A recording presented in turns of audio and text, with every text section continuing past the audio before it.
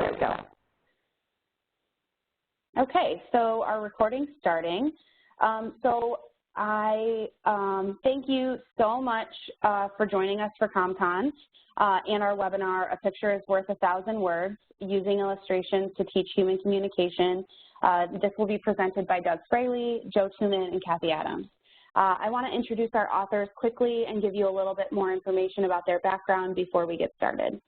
Doug Fraleigh is a professor and chair of the Communication Department at California State University, Fresno, where he also teaches in the Smith Camp Family Honors College and serves as assessment coordinator for the College of Arts and Humanities. His teaching and research interests include freedom of speech, argumentation, and public discourse. He is co-author of Let's Communicate, a new first edition human communication text. We'll be hearing a little bit more about that today and how to use illustrations in the human communication course. Speak Up, an illustrated guide to public speaking, and freedom of expression in the marketplace of ideas. Joe Tuman is a professor and former chair of the Department of Communication Studies at San Francisco State University, where he received the Jacobus Tenbrook Society Award, a statewide award for excellence in teaching. He has also taught at the University of California at Berkeley, the New School, and the University of Paris, and has published widely in the field of communication studies, including co-authoring Let's Communicate and Speak Up, an illustrated guide to public speaking. Kathy Adams has been a professor of communication for over 30 years at California State University, Fresno, where she formerly served as chair of the Department of Communication and currently chairs the Department of Mass Communication and Journalism. Her primary teaching responsibilities include undergraduate and graduate courses in communication theory, interpersonal communication, and small group communication. She also helped create an honors public speaking course and taught in the Smith Camp Family Honors College. She has published books on interpersonal communication, small group communication, and is a co-author for the new Let's Communicate. Thank you for joining us, Doug, Joe, and Kathy, and I'm going to let you all get started. Great. Well, welcome to our presentation, and we'll start with a question. What if students could learn about human communication with the help of custom-drawn illustrations? In the workplace and romantic relationship illustration, what you can see here immediately is in contrast that the student can use the text of the explanation of the workplace relationship. They also have an adjoining picture that brings to life what it is conceptually and can show very quickly what the difference between the home relationship is and the workplace relationship. Images are increasingly playing an expanding role in communication, and that's especially true for our students. For example, note the rapid growth of social media sites that allow the sharing of pictures such as Instagram. There's some recent research showing that images on Facebook are 53% more likely to be liked than plain textual posts. There's no doubt that we're in an increasingly visual culture, and that's especially true for many of the students in our class. And so what we would like to share with you today is some considerations about how illustrations can have pedagogical benefits when teaching human communication, and also how illustrations can be used to teach some of the main topics that are covered in the course. So we'll start out talking about a few of the pedagogical benefits of illustrations. And the first one that we would like to talk about is illustrations that represent text content in a pretty straightforward way. For example, this illustration talking about a difference between high power distance and low power distance cultures. The two frames give one example in a low power distance culture where the workers are very apologetic. They're calling the boss sir. They're showing appropriate respect for the boss. And the illustration, in a fun way, has T-shirts reflecting the status of the workers and also I am the boss. Then we switch to the worker in the second panel, who's from a low power distance culture, and instead of a deferential explanation, he's saying, dude, it's not our fault. And so this is an example of an illustration that in kind of a fun and playful way just directly represents text content in a more visual form. In the next illustration, what you'll have is the second pedagogical reason for using illustrations, and that's in explaining challenging context. Whereas Doug talked to you about a pretty straightforward type of concept and pretty straightforward illustration of it. In this case, what we're talking about are imagined trajectories, and this is a part of a chapter of interpersonal communication in which we talk about how relationships move through time and space. And while one can think of a path or a trajectory, what you get immediately in this visualization, first is a pop cultural example of Brad and Angelina, Brangelina, if you will. And it's something that the students immediately can identify with, and then move through the timeline by showing the different types of turning points that can happen and what those critical events can do to the relationship visually. So there's an immediate, as opposed to a conceptual work with trying themselves to look at imagined trajectories. They were given one immediately, and then you can move back to course discussions on having them draw their own imagined trajectory of a particular kind of relationship, using this as an example. And a third pedagogical benefit is you can use illustrations for visual metaphors, and Joe will share here with some insights about teaching differences between hearing and listening. Yeah, so one of the things that I would want to say as a preface to this is that in illustrating, in this case, a visual metaphor, part of the objective pedagogically in this is not just to be able to explain a complex topic, which is very important, but also to assist the student in retaining that information. And oftentimes, if you've been teaching for a while, just like we have, you may have noticed that more recent generations of students that we have don't read as much as they used to. They're caught up with social media. They're used to reductionist forms of writing, and their patience for reading long texts is limited. So how do you get them to read? And if they do read, how do you help them to remember pedagogically? And the illustrations, in addition to clarifying the complexity of a topic, also assist in the memory retention, and there's plenty of data on that, by the way. That's no different than what we already know for the usefulness of visual aids in speech presentations. It's the same thing with illustrations in this case, especially those that Doug and Kathy have mentioned are thoughtful and also playful at the same time and kind of humorous. So in this particular illustration, very quickly, we're trying to illustrate the difference and help students to remember it between listening and hearing. And the core principle with respect to listening, of course, has to do with, as we all teach it, active listening, which involves processing of the message, as opposed to something just coming literally into one ear and being received, but there's no processing going on. Hearing is a description, a clinical description, if you like, of the function of receiving this information in terms of how your head is working, your ears are working, the brain is working, but not a description, as for active listening, of the actual processing, the cognitive component of this. And we could have a more labored discussion of that, obviously, but the illustration in a very playful way illustrates that difference between processing, in this case, and just hearing, taking it in. Thank you, Joe. In the next benefit is the fourth one that the fourth reason that we use illustrations in this book, and the fourth reason that they are important to an illustrated guide, is comparison. And in this case, what we have is a comparison of effective and ineffective practices in romantic relationships.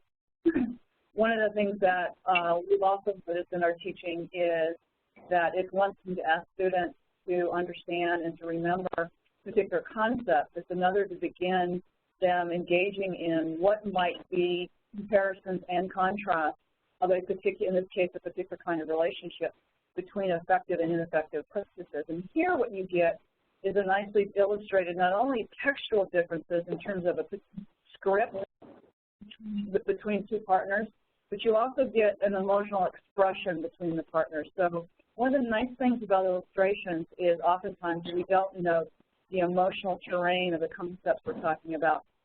And in this case here, you definitely get not textual, so can get by the visual and nonverbal the emotional component to what might be an effective practice versus an ineffective practice in terms of romantic relationships and being positive and assuring in their maintenance behaviors. And that brings us to the fifth pedagogical benefit, which is illustrations can be used to enable students to apply the course content that they have learned by reading the textbook and attending class. So, for example, 5 uses of language. The students are given an imaginary script with some friendly dolphins talking about a situation, and there are 5 different examples here, each of which is a different function of language, and so this gives students a chance to put what they have learned into practice and see if they can stick out the different uses of language and to match them up correctly, and also to do it in kind of a fun way rather than a more staid textbook activity like just asking the students to name and define the 5 uses of language, or asking the students to do something that's more rote. This gives the students a chance to look for some application, and so that's another enjoyable use of teaching with illustration. And that brings us to another, which can be very important, and that's the idea of using illustration in a way that provides humor and provides it in a relevant way. Research certainly shows that humor can be an effective technique in communication to attract people and to get their attention and have positive affects, but at the same time, humor can be used in an educationally effective way. So here we have kind of a funny example of an Indiana Jones mining cart getting ready to go off the tracks as a representation of, unfortunately, what often happens when students do research using internet sources. And then on the different signs that are leading the cart off the cliff, it illustrates a lot of the problems that we talk about in the textbook, problems that sources such as Wikipedia gives you the opportunity to discuss the rule that students have sometimes heard that if it's a .com, it's biased, but if it's a .org, then it's definitely a credible source. The idea that just because a website looks good, that doesn't necessarily mean that it has very high quality. The fact that in limiting their research to the internet, they might miss some of the very best research sources that are out there. And so this illustration, in a very fun way, gives us an opportunity to do some serious and real teaching and discussion about the risks that students take when they put too much emphasis on the internet for researching papers and presentations. Another use of illustration is to create an activity or a discussion question for students, and Joe is going to share an example here of using illustrations to discuss media frames.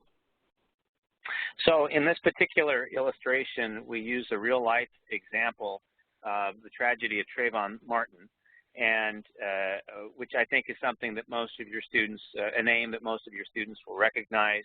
And in this instance, we're using the illustration to help explain the concept of framing, right? And literally have not only offered that as a metaphor in some ways, but also in this particular instance, it's literal, because in the illustration you'll see he is literally framed. There are other frames around him, like picture frames around him, which explains the concept that we all teach in the mass media component of this kind of a course, how news media sometimes will focus on aspects of a larger story as a way of continuing the arc of the story over a longer period of a news cycle. It's out in the news business, we call that a story that has legs, a different metaphor.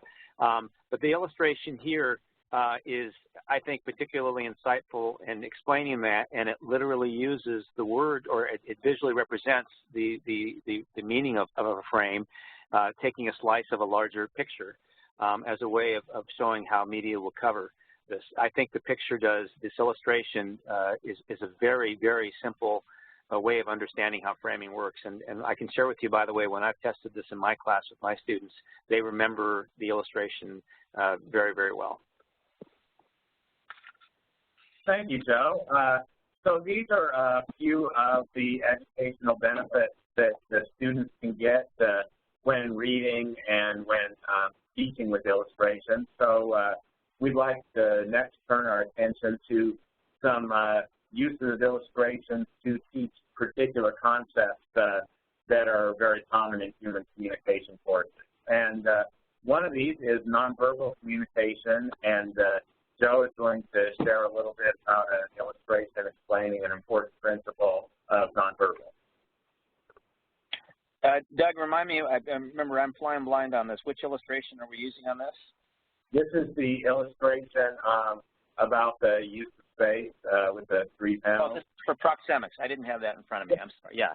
So this illustration for nonverbals is actually grew out as an illustration, by the way. Just to give you some of the background on this. We spent a long time pitching ideas for illustrations to our artist, Peter Arkell, and this particular suggestion, I believe, came from me because it was a visual representation of something I would do in my class to explain or to demonstrate for students what proxemics looked like. And in explaining that story to Peter, standing closer to or further away from people, closing that space, and also what the closeness of space in our culture means in terms of intimacy, he was able to come up with this illustration, which I think is a wonderful visual representation of something which is in the end nonverbal. It's not about words, but the illustration literally captures that with this and gives you a very clear sense of that. And most students, as I said before, get this just like with the others who see this immediately understand the concept in a real way, even if the word proxemics itself is something that's probably not in their regular vocabulary. Thank you, Joe.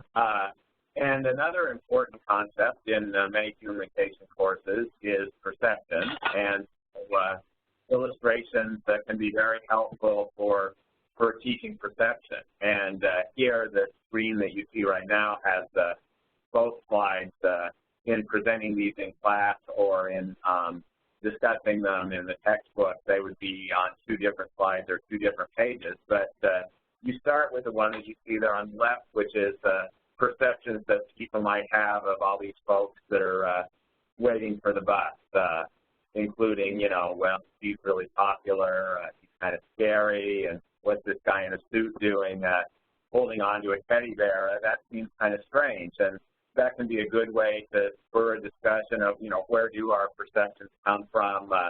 Why did our artist that he was drawing these attribute these perceptions? What are some other perceptions that you might have? And why might some of these perceptions be wrong? And then we can talk about that. Then you can change the second screen and say, you know, these are equally plausible explanations for the communication behaviors that you see, and in reality, it could be very different. The person who looks scary was just injured. The guy with the teddy bear is actually just bringing a gift for a small child. The person that looks like a party animal is not the one you expect, and so on. And so it's kind of a fun way of getting into the concept of perceptions and helping to see students understand where they come from and why in many cases they might be incorrect, and the importance of thinking carefully about our perception. Another very important aspect of human communication is communication ethics, and Joe is going to talk about a favorite illustration to illustrate some scenarios that are not particularly ethical. Let me open this by I'm trying to share with you a little bit about the creative process that went into this. And a lot of people oftentimes mistakenly think about a book like this that it's just a book of illustrations, and that's not the case. It's mostly a textbook with words, but we have we've tried to be clever and thoughtful and intentional about our use of illustrations in a way that will be memorable and interesting and exciting for students.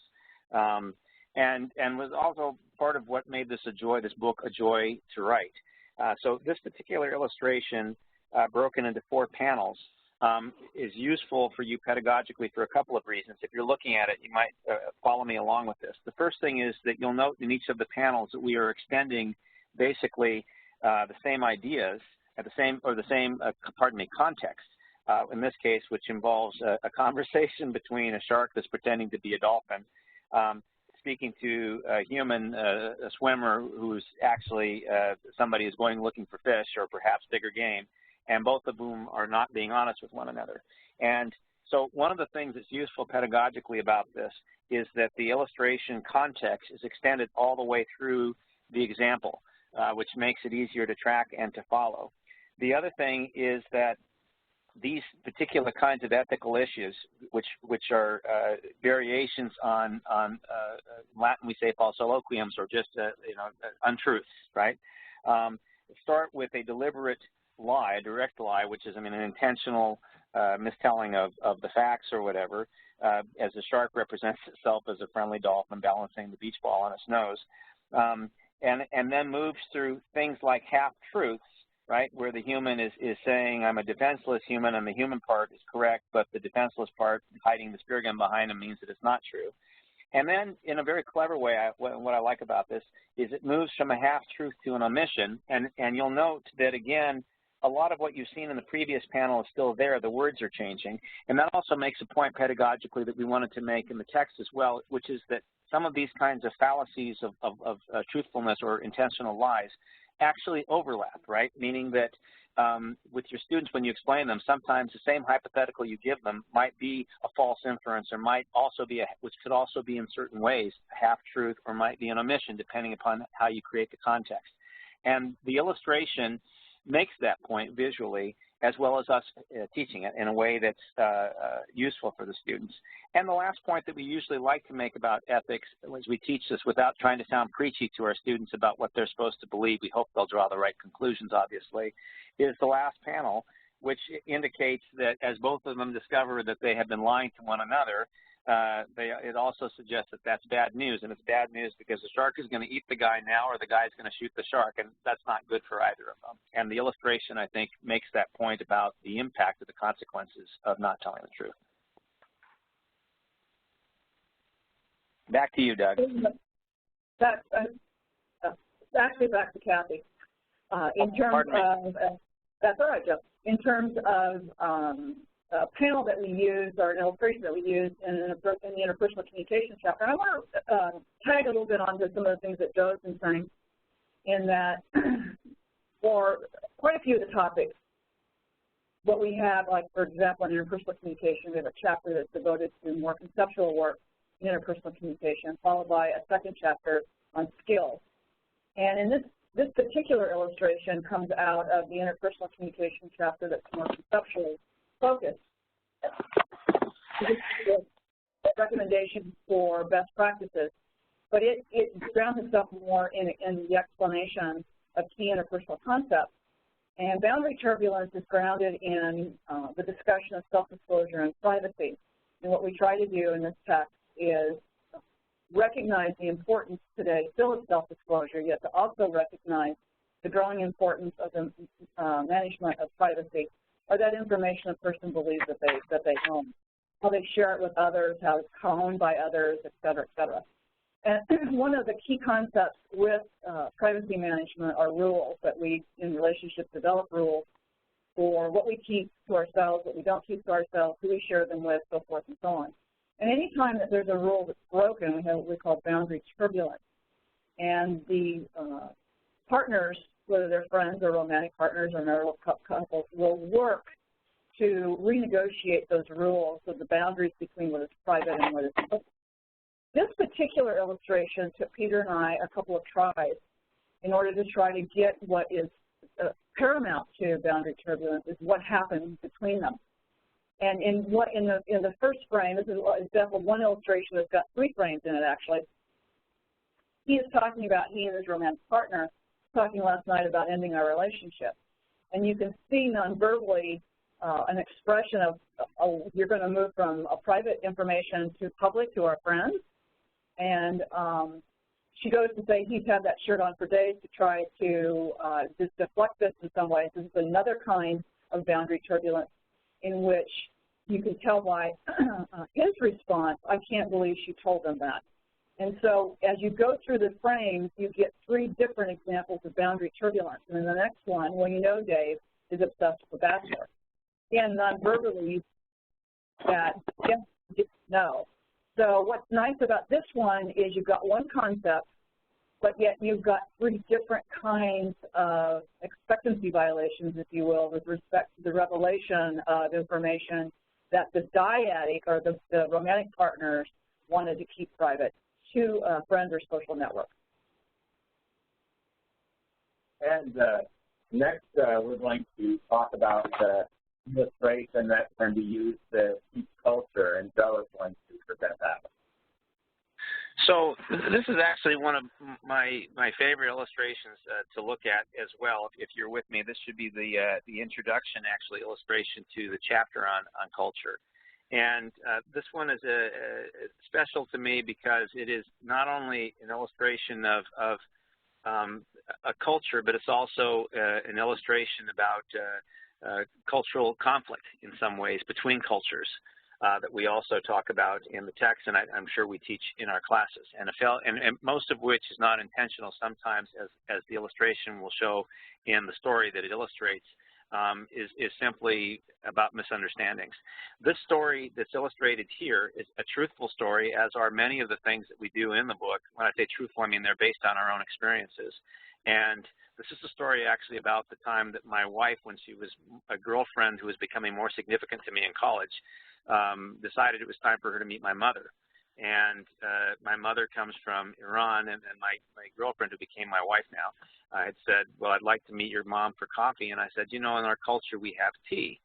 And she said, okay, I'll have her over to my apartment for tea. And my mother was also a graduate student at the time, a PhD student at UC Berkeley, where I was going to school. And so she met my mother, as this shows, and later in the day, I spoke to my mom, and in our culture, my mother's opinion for the son of a potential mate is hugely important, and so it mattered to me what my mom thought of her. And I asked her, and I said, what do you think? And she said, well, she was okay. And the tone of voice told me that there was disappointment or disapproval. And I said, what's the matter? And she said, well, she was very rude. She didn't offer me any tea. And I thought, I can't believe this. And so I called Kirsten, my then girlfriend, and I said, why didn't you offer my mother tea? And she said, I did offer her tea. And she said, no, thank you. And then I understood what the problem was, because there's a cultural custom for people from that part of the world, my mother's part of the world, that it's impolite to accept the first time something is offered. And in Persian, in Farsi, the word for this is tarukh, and what it means is you wait until you're asked a 3rd time before you finally accept, because you don't want to impose. And, of course, my wife had no idea about that. And, of course, my mother wasn't thinking that my wife, who was German and Irish, would have no idea about that. And this was a misunderstanding. And once it was resolved, then they became not only the best of friends, but I should say right now that if my house was on fire, my mother would drag my wife out before she would drag me out, because she loves her so dearly. So the illustration is not only a way to illustrate culture, but one of the things I loved about this is it was another celebration of what we bring to this book, all 3 of us as authors, which are also personal experiences that, just as you do in your classes, because sometimes that's the way you can verbally explain a concept, is to rely on something out of your past, out of your experience with people. Some of these illustrations, like this one, the chapter opener, are celebrations of the storytelling or the use of narrative that we have as teachers. And we find that these things like this are very memorable for students. I've had students who have remembered these kinds of concepts for a decade before and still repeat them to me if we run into each other on the street. So, Kathy and Doug, back to you. You bet. The next illustration is a selected illustration out of one of the group communication chapters. And this is an attempt to illustrate how groups move through time, and we have several different discussions of different models that have been used to discuss how decision-making groups will move through time in terms of their work. Gersig's model was picked because it often reflects what does happen in small group classes. If anyone listening who teaches small group communication, they'll get started, and then there's this lag time, and then all of a sudden they realize somewhere in the middle, oh my gosh, we've got to do this, and there's this scurry to go do some stuff. and they may be effective or ineffective in terms of their outcome depending upon what they do at that midpoint. And what is nice about an illustration here, as you can see from some of the more complex illustrations that we have versus some of the more simpler ones, is you get to see a real-time calendar. And it immediately can bring a discussion with the group of what are your calendars in terms of where are you now. And the other really nice thing about it is you get to see where Cursic is trying to say in that calendar there's two major disruptions in terms of the start and really starting the project. And then with the bold-based lettering, you can also get the critical turning points in this calendar. And you can start to discuss with them what are their critical turning points in their group communication. Does their group communication progress match a two-phase model? Might it match a three-phase model? What might be their experience, and what are those critical turning points? And that can lead to a discussion of the recognition of the critical turning points are important, as well as what the group does around what those critical turning points mean to them. Back to Doug. All right. And public speaking is another important topic in human communication, and so I'd like to share an illustration from one of our public speaking chapters. And by way of background, our artist, Peter Arthel, we've all shared how incredible he is.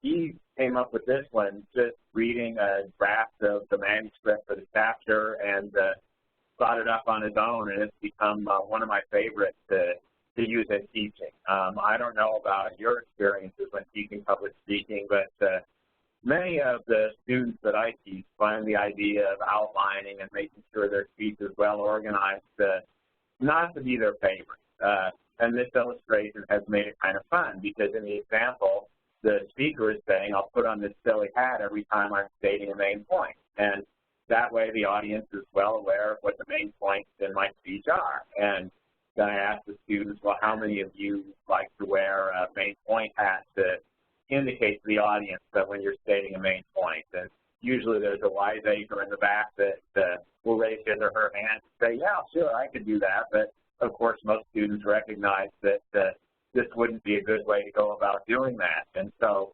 then that can spur a discussion of, okay, so what are some other strategies verbally and non-verbally that you could use so your organization is so clear that the audience understands your main point as if you put on a main point hat every time you talked about one. And we talk about previews, and we talk about transitions, and we talk about effective controlled movement during transitions, parallel wording a main point, all the different ways that a speaker can go about making their main points distinct and clear without literally wearing the hat.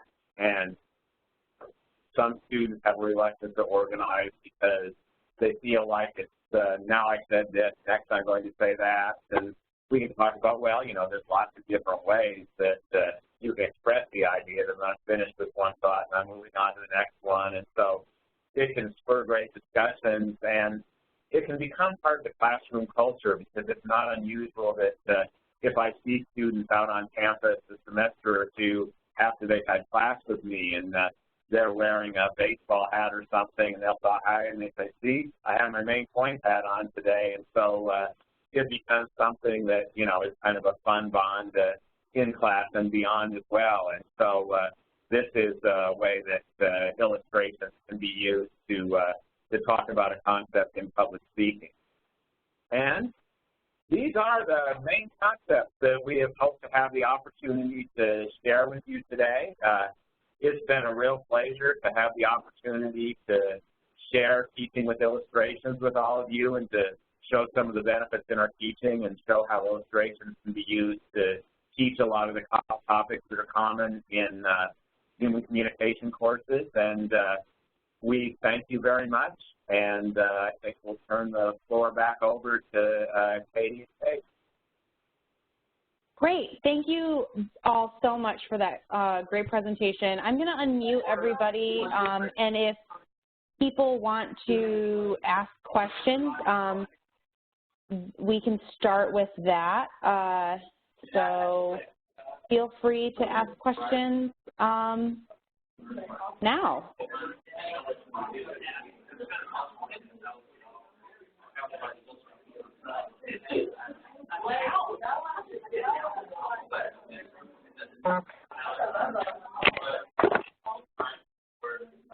Okay.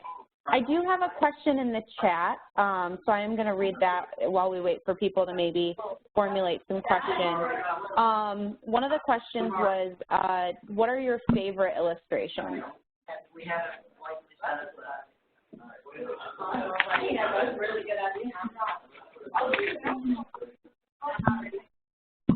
Kathy, and I think this relates to some of the things that Joe was saying about some of these illustrations. One of my favorites is really a favorite first and foremost because it marks an illustration of my long-term friendship with a very good friend of mine, and it's the opener illustration for interpersonal communication. Friends for over 40 years, and so there's this sort of aesthetic connection I have with that illustration. There's another one in there that opens a chapter that came from using one of my students, and one of the rules that her and her husband have for effective management of conflict. And again, it's this personal connection with some of the illustrations that make it some of my favorite ones. I think that some of the ones that are not personal for me that I think are my favorite are our tendency, the three of us, to use fish. It's kind of a running joke. Sharks, fish, and dolphins seem to be, I guess, super California based, would be one of my more humorous reasons, personal reasons for favorite illustrations. And if I could add one quickly, there's an illustration that illustrates what you do when your technology falls apart. It's based on a real experience I had in class where a student was actually explaining concepts of physics. She was a physics major, and there was this bridge in Washington that during a natural disaster it swayed really wildly, and she couldn't show the video she had brought of that, so she used herself to be the bridge. And so it was very effective and also a lot of fun, so that's one of my favorites. It's Joe. I think Kathy said it accurately. We loved, and we tried to use as many times as we could, fish, dolphins, and sharks in particular, because they're just, especially when you have them talking, they're funny. And there are other illustrations. I don't have all of, there are a lot of illustrations in the book that we've used periodically, using dogs and cats as placeholders for people. That are also playful and pretty funny as well. And I think if you have a chance to peruse this book and take a look at them, you'll find that I mean, there are certainly some things that make serious points. Like the framing example of Trayvon Martin would be one of those. That's not intended to be funny, but a lot of these things are, and it follows that point that Doug made earlier, that humor or a lighthearted touch about things and making a serious point can kind of make it more palatable for people. It's like putting butter or some mayonnaise on dry, crusty bread. It can make it a little easier to swallow. And also for those reasons, they become memorable. And I'll just echo again what I said earlier. We, in doing this book, had long conference calls weekly, where it was almost like we were writing for a television show, and we just were pitching ideas and to see what Peter would take. And then he would pitch back to us, and we'd go through it. And I loved writing the text, and I always looked forward in this writing process to seeing his illustrations. It's such a joy and a pleasure. And so you'll find in a lot of these things, it's hard to say if there's a favorite. They're kind of all these things are our children in a way, our offspring from the efforts we put into the book. But there is a playful kind of humorous tone to these, to many of them, that makes them all, I think, our favorites. Any other questions for the authors?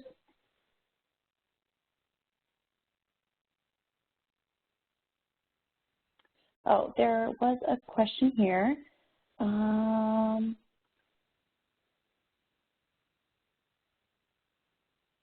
Awesome. We just got a chat. Nora, thank you. That was very lovely. That she really enjoyed the presentation, and she's excited to see the book. So we'll definitely make sure that you get a copy, Nora.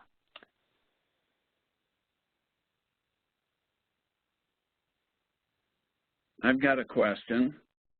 Yeah. Hello. All of these, or virtually all of them, are cartoon-type illustrations. Are there other kinds of illustrations that you think are as effective as these?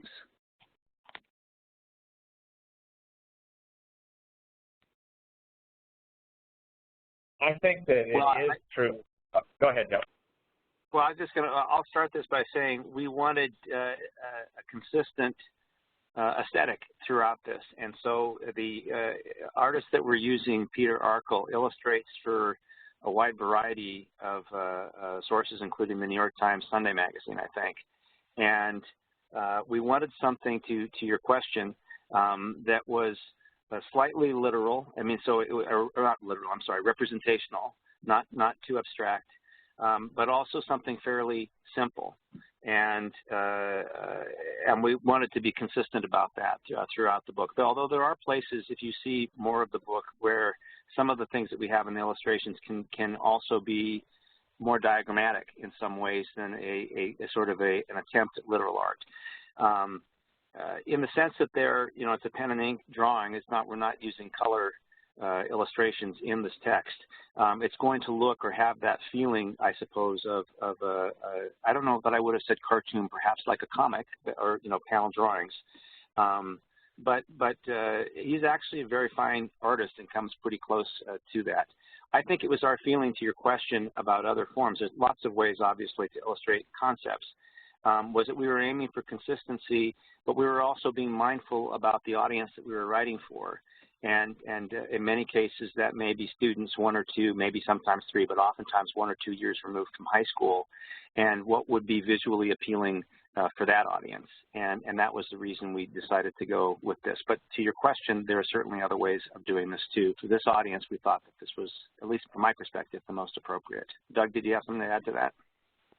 Yeah, I was going to say something very similar, that just this was a consistent style, and we decided to go with a consistent style. And this is kind of born out of our frustration, to be honest, even in some of the books that the 3 of us have co-authored, with just using stock photos to illustrate concepts. We wanted something where we could put more of ourselves and more of our thoughts about using images to teach effectively as an alternative. Got to add to Doug, in a recent revision of one of my small group books, the cartoons we were using, which were New Yorker cartoons, have gotten so cost prohibitive that we've gone to photographs, and we're not particularly happy with that, but that's where we are with that one. So this is a really nice compromise that uses Peter's talent to do this kind of work. Great. The person who asked the question, did he have a particular style in mind that he would like to see? No, I was just interested that all of the examples were of a similar kind, and I understand how that appeals to the incoming audience that is shortly out of high school. But increasingly, we have an adult audience as well, and I'm not sure that that means is as effective. Well, I take your point. Maybe I will share with you that in our classes, while I do oftentimes in this class have a lot of younger students, I also get returning students who come back who are veterans, for example, or sometimes seniors who come back and now have an opportunity to go back to school.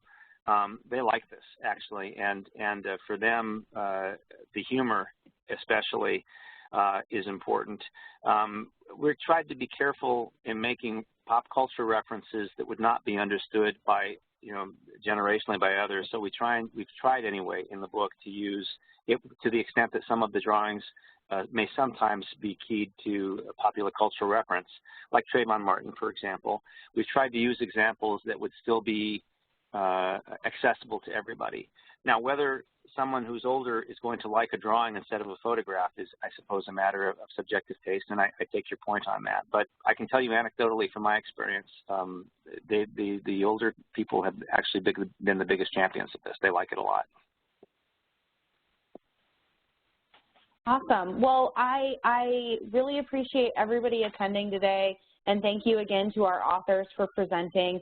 We do need to wrap this up because our next session for CommCon is starting in about 12 minutes, and we need to make sure everybody's on board and online for that.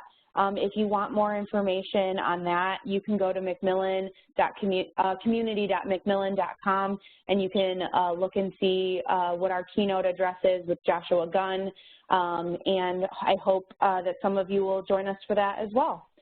So we're going to end this call, and thank you again for everybody. Thank you. Thanks, everyone.